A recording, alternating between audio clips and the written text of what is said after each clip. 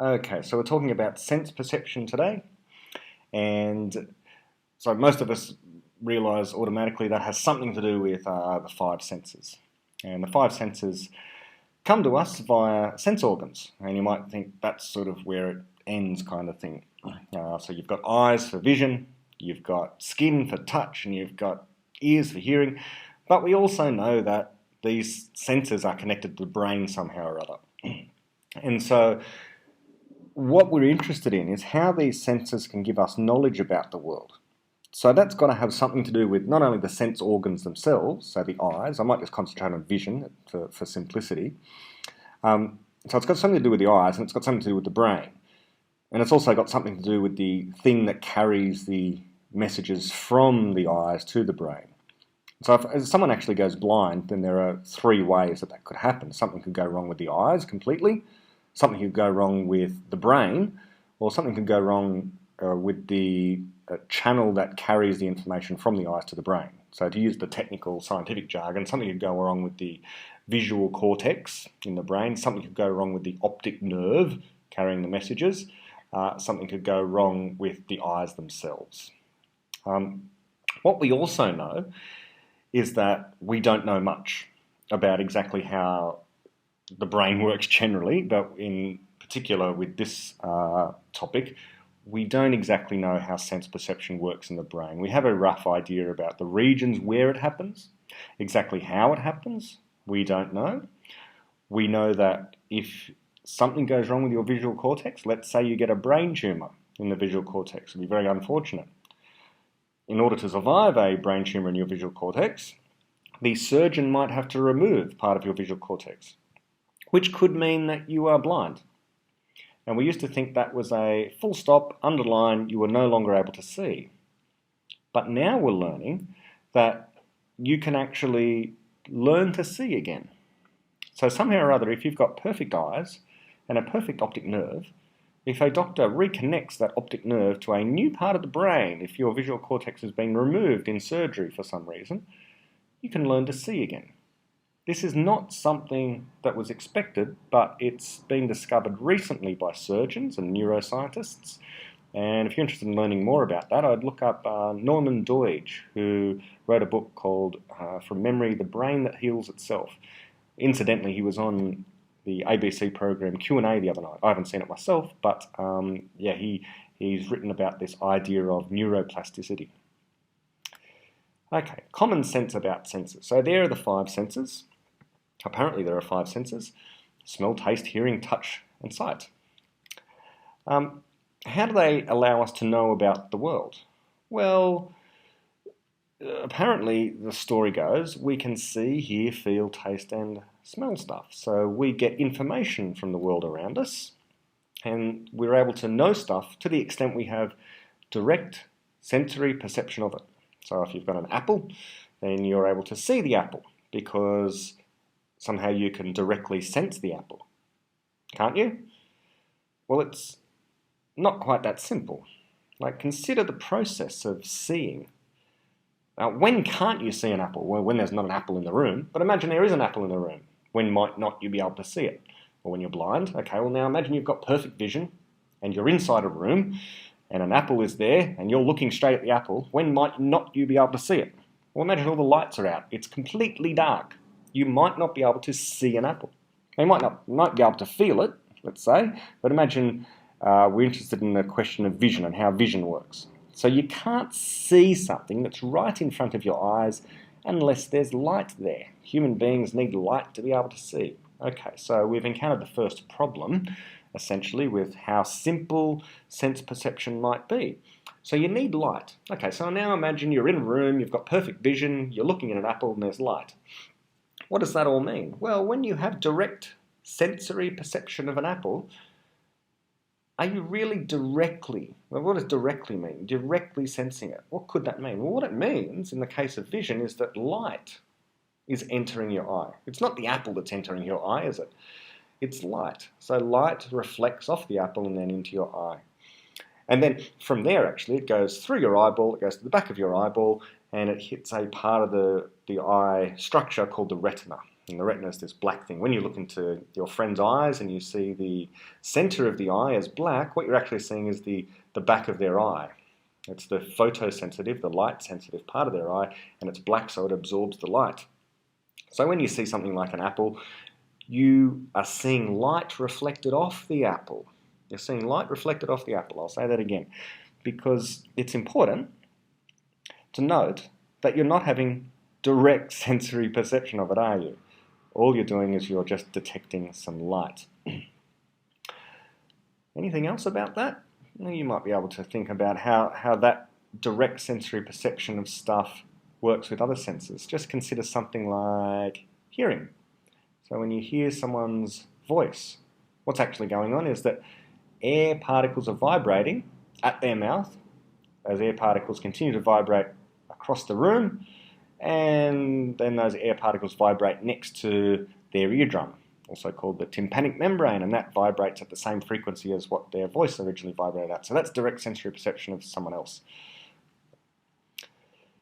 Okay, so all of that. We're taught about 5 senses. But why 5? Well, actually it goes back to ancient Greeks. Specifically it goes back to Aristotle. Okay, and he talked about the fact that there were 5 senses. In the same way that Newton talked about 7 colours of the rainbow. There are not 7 colours of the rainbow, even though we learn them. We learn red, orange, yellow, green, blue, indigo, violet. But there are reddish orange colours, there are yellowish blue colours that we don't necessarily give names to. Some people do give names to them, but Newton didn't, but we still talk about 7 colours of the rainbow. Well, we still talk about 5 senses, even though there's not.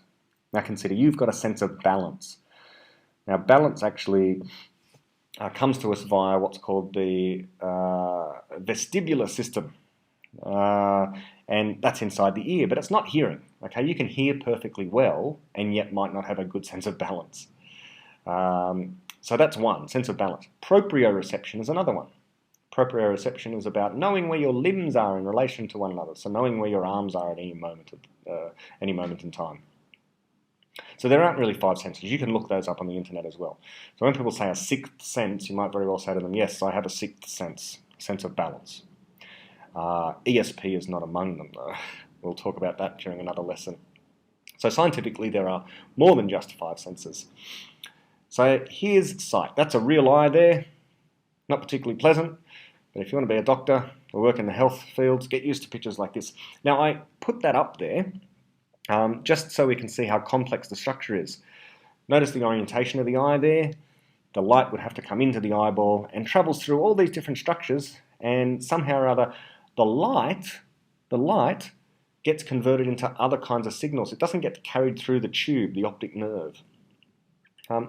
How we see is a complicated process. By the time the information gets to your brain, it's not light anymore. So imagine you're looking at an apple. The apple itself doesn't enter your eye, the light does, and then the light eventually is converted into some other kind of signal. It's in fact actually converted into electricity via a number of processes I'm about to get to in a moment, and eventually it gets to the brain where it's interpreted.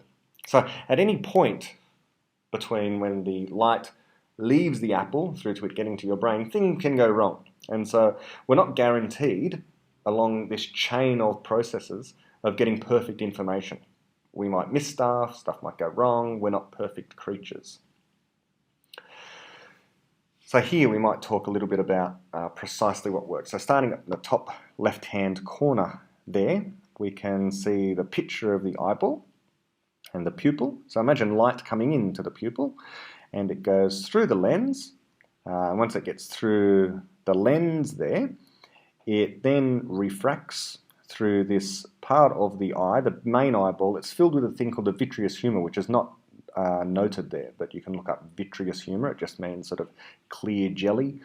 And the light then passes to the retina. Now, in the retina, things get really complicated because the light has to get converted into electricity somehow. And the way this happens is via chemistry. And so in the bottom right there, I've got pictures of 2 molecules. One's called 11-cis-retinal and one's called all-trans-retinal. And if light hits the cis-retinal, then what happens is that it turns into trans-retinal. And as it does so, it changes shape. Basically, it goes from being a boomerang shape to being a straight shape. Okay, so in going from a boomerang or a bent shape molecule to a straight-shaped molecule, it releases electrons. And the electrons then travel along the nerves and then head to the brain, where they're interpreted. Now, the point here is that when you're looking at something, not all the light that's coming from that object that you're looking at enters your eye. That's the first thing. The next thing is, the light that does enter your eye, maybe not all of it makes it to the retina. Of the light that heads to the retina and actually strikes the retina, not all of it causes the cis-retinal to turn into trans-retinal. And so not all of the light is causing electricity to be created. Even when the electricity is created in the nerves, not all of those nerve signals get all the way to the brain. Now, why am I saying all that? Well, I'm pointing out that our senses are not perfectly reliable. We know this from science. And so because we know that our senses aren't perfectly reliable, we can't expect to have perfect or full or complete knowledge of the world just by looking. So you hear that common saying, seeing is believing? Well, it's most certainly not.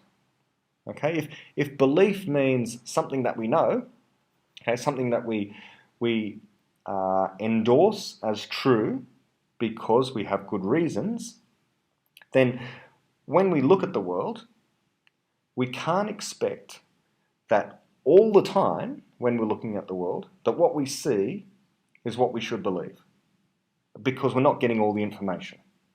We'll never get all the information. We're not perfect creatures.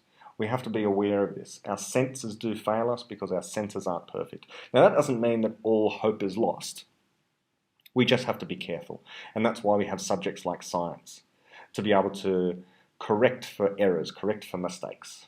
And so we have scientific instruments, let's say, which allow us to make sure that we're not missing anything if we're looking at something carefully. And all of this is not to say that when you're looking at your friend, you're not actually looking at your friend. Of course you are. Okay, we're still able to use language in the normal way. This is just a scientific explanation as to why our senses are not perfect. Probably something you knew already. What is a sense anyway? Well, it's any sort of detection system. It's a system that detects some physical phenomenon. And so around us, there is sound, and so we've got ears to hear it. And around us is light, so we've got eyes to see it. And there are odors, there are gases, and so we've got noses to smell it. And so on. But are there other physical phenomena around us that we can't detect? Well, yes, we do know that. Like, for example, there are colours of light we can't see. Infrared, ultraviolet. Microwaves, they're a kind of light. Radio waves are a kind of light. We can't see them with our eyes, but we've managed to develop scientific instruments that can see them. Okay, and so in a sense, human beings can sense these things. The same as there's certain frequencies we can't hear, but bats can hear them. How good are our senses? I've already indicated to you that they're probably not particularly good. Our hearing is limited to the range of about 20 hertz to about 20,000 hertz. And it depends upon the volume as to whether or not you can hear that 20 hertz or that 20,000 hertz. Older people have worse hearing than younger people. Interestingly enough, asthmatics have higher frequency range than people who don't have asthma. It's probably got something to do with genetics, that whatever the genetic problem is that causes you to have asthma, also on the flip side has this good effect of allowing you to hear higher frequencies. Interesting. Sight has a very narrow range of wavelengths as well. You can see violet around about 400 nanometers, which is 400 billionths of a meter, through to red, 700 billionths of a meter. But there are way more wavelengths of light than that. Okay, we can only see a very, very narrow range. Touch, we can feel a large different ranges of physical phenomena and a large different range of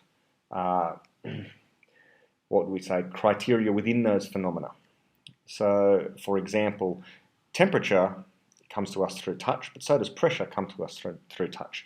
Our temperature, we can probably feel certain things that are cold and very cold through to hot and very hot, but it's really hard to tell the difference when it comes to temperature of something that is 5 degrees Celsius compared to 6 degrees Celsius, or 32 compared to 31.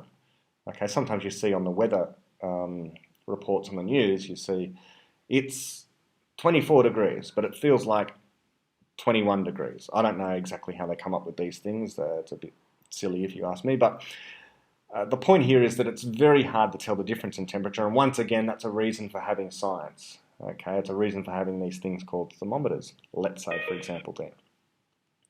Now, smell is very strange. It's not a range of things, so you don't smell things in a range, but rather you smell discrete different kinds of smell. So in other words, you can smell things as chocolate or not as chocolate, as strawberry or not as strawberry. I say there it's the oldest sense. I should go back. When I say strawberry or not a strawberry, you don't have degrees of strawberryness. Not really. Not in the same way that you have degrees of loudness or degrees of brightness when it comes to light. Sometimes people try to imply that they can detect more or less strawberryness or more or less chocolateness, but when they do scientific experiments on this, that doesn't really come through. If you give someone a small amount of chocolate and then a large amount of chocolate, it's very hard to tell. Anyway, we don't need to go into that now. I say it's the oldest sense because even bacteria seemingly have a sense of smell. A bacteria that detects chemicals in its environment will move towards it if that chemical happens to be a food source, but will move away if it happens to be a poison. So every single living thing appears to have a sense of smell, including plants, weirdly. Taste is kind of like smell. There are 5 types of taste. There used to be only 4 taught to school students. Those 4 were sweet, sour, salt, and bitter. And then we learnt about a 5th sort, and you can look this one up. It's the taste of MSG, and it's got the name umami. And umami is a Japanese word, and I think it means something like, tastes like meat. So perception, basically, all of those senses there, is very much an activity of the brain. Brains, as well as sense organs, are prone to mistakes. They're bad data collectors. So our senses are unreliable. Well, we should say they're not going to give us perfect information. Okay, things can go wrong. As the light enters our eyes, it might not get perfectly transmitted to our retina, and it might not get perfectly transmitted from there to our brain. So that's one problem. Another problem is the idea of optical illusions. So here I've got a link, so you might want to, you have to type that into your browser. So you can pause the video here, type it into your browser. Fortunately, you can't click on it because this is a video. And have a go there. Just have a look at the illusion, and then you can restart the video again. So there's all sorts of places on the internet to find out explanations for optical illusions and what's going on when optical illusions happen. This particular link is to a quite well-renowned researcher in the area, and he has collected together a huge number of the optical illusions, including some of the ones that you just saw. So you might want to look up some explanations of those. Try and find some of your favourite ones there. Optical illusions reveal all sorts of things about our sense perceptions. What I'd like you to do as an exercise is just to go to Monty Connect, find me in the journal section of the talk page on Monty Connect, click on me and respond to my question there. You can use your response as a journal entry. If you can't find it, although I urge you to try, then perhaps just log into your journal and write a little bit about optical illusions and what the consequences of optical illusions are for sense perception, for knowledge. My ideas on that, and you're more than welcome to have your own ideas on this, is that optical illusions illustrate that our sense of sight, for example, is very much about what our brains processing images as well as eyes receiving images are doing. Okay, so the eyes receiving images, things might go wrong, but our brains, okay, can just misunderstand stuff. Now, Neil deGrasse Tyson, the astrophysicist, the guy that did Cosmos, he has a wonderful quote where he refers to optical illusions not as optical illusions. He said, we shouldn't call them optical illusions, we should call them brain failures, because that's what they are. Okay, and so he speaks about how our brains are just this catalogue of ways of getting stuff wrong about the world, and so we are poor data collecting devices. Let's not worry about going to the next slide. I'll just leave it right here for today. So yeah, if you haven't already, go to the journal section and write down your thoughts about optical illusions and sense perception. Thanks very much.